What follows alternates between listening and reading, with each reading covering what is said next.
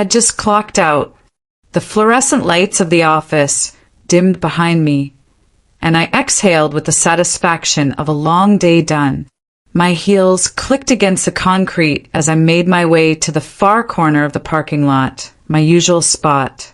That day was supposed to mark something special. My Audi 2022, my pride, my grit on four wheels, had finally been paid off after 6 grueling years of budgeting, skipping trips, and grinding overtime. But the spot was empty. I stopped. My eyes scanned the lot, then doubled back. Maybe I parked somewhere else. Maybe I was tired, misremembering. I walked 2 more rows over, then another. Hit the button on my key fob, silence. No blinking lights. No chirping. Nothing. Panic hit me like cold water. I started pacing, then talking to myself. Okay, think. Maybe towed. I checked the signage. Nothing. I called the number for the building's front desk. No reports of towing. And then I noticed him. Some teenager, filming me from a distance with his phone. I heard a chuckle. Karen loses it over a car, he muttered. I spun around. Excuse me, what did you just say? He walked off, still filming. My hand trembled as I dialed 911. My car's been stolen, I told the operator, giving them the license plate, the make, model, location. Silence.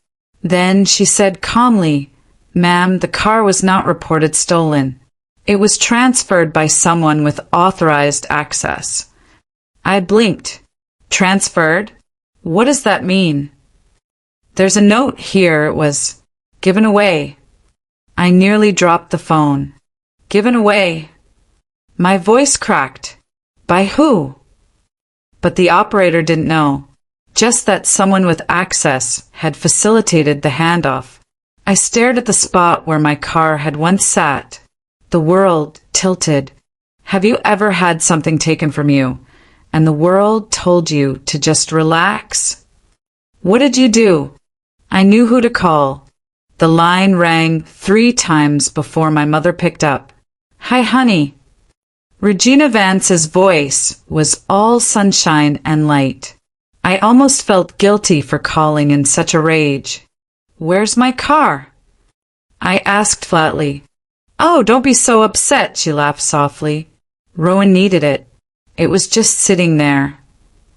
Just sitting there. My voice turned sharp. "Mom, that car took me 6 years. I worked through holidays. I said no to vacations. You're always so dramatic, Marlo. You sound just like you did when you were a teenager. And you just gave it to him." "Rowan's going through a lot," she said, as if that explained everything. "You know he's had trouble finding stable work. He really needs something reliable to get on his feet."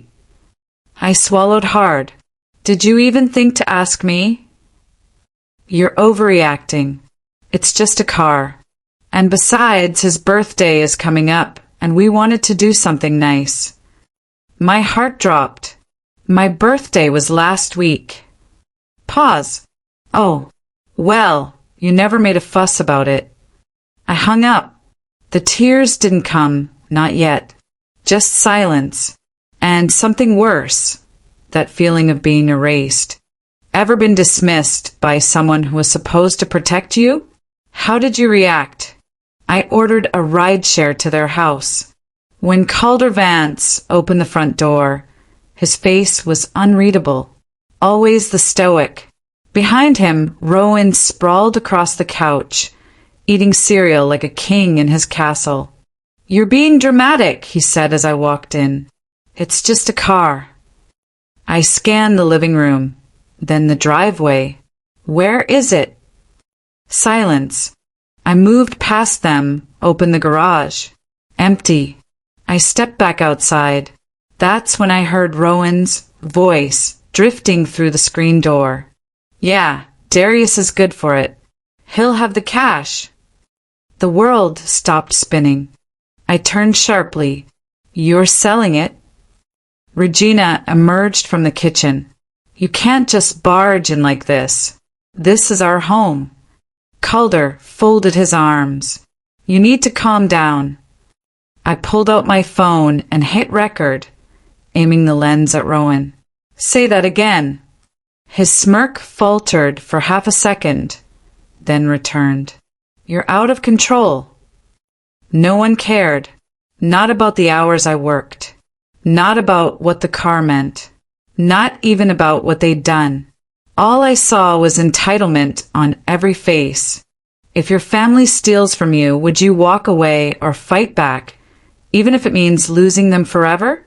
Back at my apartment, I opened the tracking app tied to the car's GPS. Ping! Last seen 40 miles out near an industrial zone known for chop shops and gray market dealers. My chest tightened. I called the Audi dealership. The man on the phone was friendly. Yeah, VIN 8542? Rowan Vance is listed as the temporary owner. We processed the papers last Thursday. I nearly dropped the phone again. How? Signed by Regina. Same last name. Everything looked legit. The sun was setting. I stood by my window, phone in hand, feeling like I just watched my own name disappear off a birth certificate. I whispered, they erased me. Later that night, I sat on the couch, deleting old family photos one by one. Graduation. Thanksgiving.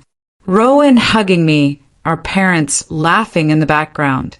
Tap, delete, tap, delete, until the screen went black. Then I did something I never thought I'd do. I dialed the number. Elias? Hey, I need a lawyer. And maybe a friend. The office smelled like cedarwood and ink. Elias Carver didn't speak for a full minute after I finished telling him everything. He just leaned back in his chair, eyes steady on mine, hands folded over a legal pad filled with nothing but my name at the top. You're not crazy, he finally said, and you're not alone. It was the first time in days I felt my chest loosen. I don't want revenge, I said. I want recognition. For what they took, for who they made me feel like. Elias nodded. Then we build a case. But not emotionally, we build it surgically. This isn't about yelling louder. It's about being smarter. I gave him everything, bank access, car financing records, even my insurance login. Watching him open the tabs on his dual screens made me feel like I was putting on armor. His energy was calm, calculated, exactly what I wasn't. You said this was about the car, Elias said, but I think it's always been about your name. A flash of memory hit me. The first day I test drove the Audi, the salesperson clapping my hand. You'll never regret this, Miss Vance. Oh, the irony. Ever had to fight for something that should have never been taken? What gave you the strength to keep going? It didn't take long. Look at this, Elias said later that afternoon, eyes narrowing. Monthly transfers from your savings to something labeled Family Expense Fund. Started 2 years ago. My jaw clenched. I didn't authorize that. Digital signature says otherwise. He turned the screen so I could see. My name, but not my signature. And here, he added, flipping to another document, your life insurance policy was amended. Guess who the new beneficiary is? Rowan, I said flatly. Your mother signed the amendment, claimed she was acting under durable power of attorney. I laughed, bitter and hollow. I never gave her that. We drove to the insurance office the next morning. A receptionist with frosted glasses pulled up the records. Oh yes, Marlo Vance. This is the woman who came in, she said, turning her screen. There was Regina, my mother, smiling in a blurry, time-stamped photo, pen in hand. I turned to Elias. This isn't theft. It's fraud. Identity fraud. They're comfortable doing it. He nodded slowly. And if we take this to court, we don't just accuse. We prove intent, motive, malice. That's how we win. Would you press charges against your own mother if she forged your name? A ping on my phone shifted the atmosphere. The GPS tracker showed the Audi's latest location, a mid-range hotel on the west end of the city. I told Elias I'd go check it out. No confrontation, he warned. Just observation, I promised. The hotel garage was dim, the kind of place where no one asks questions. I stayed in the rideshare for 10 minutes before spotting the Audi. It looked out of place here, too clean, too proud. I watched as Rowan stepped out, laughing with Sabine Holt. I recognized her immediately, his on-again, off-again girlfriend, the kind of woman who knew how to manipulate a room with a smile and a heel click. They were dressed up, high off some private joke. Sabine slipped the valet a bill and waved him off. She didn't even notice the insurance switch, Rowan said, smug. Idiot. Sabine smirked. Hank's ready whenever you are. Just say the word. My stomach churned. I pressed record on my phone, keeping the lens low but steady. They think I'm the past tense of myself, I whispered into the mic, but I'm still here. As I walked back toward the entrance, a hotel security guard squinted at me. Can I help you, ma'am? I smiled. Just meeting a friend. He let me pass. I didn't breathe until the rideshare pulled onto the main road. Ever watched people celebrate your pain? How do you stay composed when you're seething inside? The fire call came just after midnight. This is Deputy Kane. We had a vehicle fire reported in the west garage. One of the cars was a 2022 Audi, registered to you. I sat up. Was anyone hurt? No injuries, but we believe the fire was intentional. We're looking into insurance fraud. Insurance fraud. I knew it. I had felt the threads twisting before the match was even lit. Burn the car. File a claim. Cut me out. I called Elias immediately. This changes things, he said. If they file a claim, your name's still tied to that vehicle. You could be implicated. So we go faster, I said. We strike now. He paused. Are you ready for what that means? I was born ready. I just didn't know I'd need to use it on them. Later that night, I sat in front of my laptop. I rewound the footage of Rowan's voice on my phone. Hank's ready whenever you are. I hit pause, smiled. Time for dinner, dear family. The dining room looked like a magazine spread, low lighting, white linen, artfully placed orchids in silver vases. Everything was too perfect. I stood in the doorway, heels sinking slightly into the plush carpet, taking it all in like a detective at a crime scene. Calder Vance, my father, raised a glass the moment he saw me. Glad you made it, Marlowe. Regina waved from across the table, perfectly coiffed and chillingly sincere. We're here to move forward. I smiled thinly, like nothing happened. The only seat left was across from Rowan, who arrived fashionably late with Sabine Holt at his side, decked out like she thought this was a red carpet event. Camera flashes popped as the restaurant's photographer made his rounds. I felt like a museum exhibit. Dinner began with meaningless chatter. Regina discussed Rowan's promotion at some vague consultancy. My name didn't come up, except when Calder casually mentioned the family photo wall had been rearranged. My absence hung in the air like smoke. Then Regina smiled and leaned toward me. Since you're doing so well now, maybe you'll let Rowan have the car back. You never really needed it. The words hit like a slap. When your family smiles at you and behind your back sells your freedom, what would you say? I stood up, calm but electric. Actually, I brought something for the family. I pulled a small remote from my purse. One click, and a projector screen behind the dessert station flickered to life. Rowan's voice filled the room. Hank's good for it. He'll have the cash. On screen, the hotel dashcam showed Rowan and Hank Drummond laughing beside my Audi. The footage was damning, real, and very, very public. The clinking of forks stopped. Sabine's smile vanished. Rowan froze. Regina's laugh was thin and fake. Oh, that old thing? We told you Rowan needed help. I turned to face them fully. Help? Is that what you call forging my name on legal documents? Emptying my savings? Burning the car to collect insurance? The dining room doors opened quietly. 2 detectives walked in with Deputy Leora Kane. She stepped forward, holding a subpoena. Regina Vance, you've been served.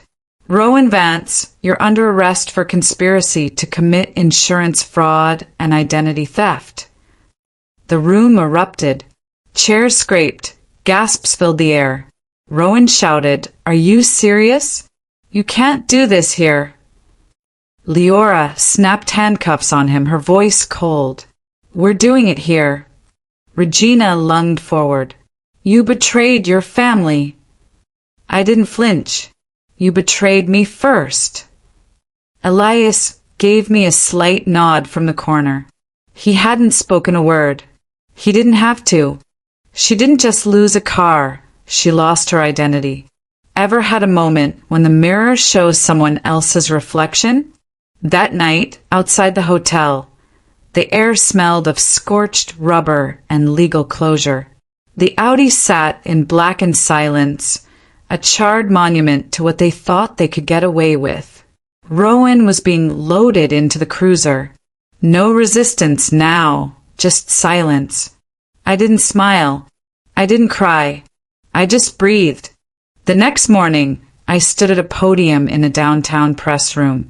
Microphones pointed at my face like interrogation lights.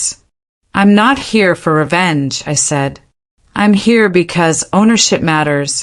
Not of a car, but of your name, your story, your dignity." Flashbulbs popped. Reporters scribbled.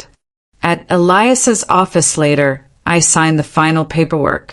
The title was now fully mine. The family account, frozen. "I hope they read the statement," Elias said, sliding the forms into a folder. "They won't," I replied. "They only read what flatters them." Across town, Regina and Calder sat at the kitchen table in eerie silence. The house looked smaller than I remembered. Regina turned to him and whispered, "We went too far." My voiceover carried the answer. They never saw me, but now they'll remember me because I walked away. Outside, the morning sun touched the pavement. I turned to Elias. "Coffee on me?" He smiled. "Only if I get to pick the place." As we walked to his car, I paused. Across the parking lot was their house, still and gray. I didn't wave. I didn't look back. Sometimes you don't walk away because you hate them. You walk away because you remember who you were. I drove into the sunrise without looking in the rear view.